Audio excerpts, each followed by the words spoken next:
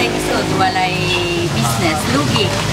Gana akong laki na mga napol ng sildo po, kung wala yung kurente, wala akong may trabaho. Matana ko sa TV, sama sa mga balita, sa mga radyo.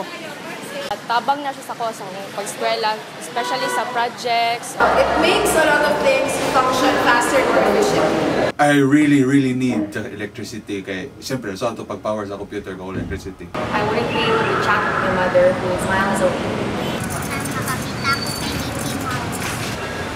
I think that we can no longer survive without electricity, so kailangan pala natin siya.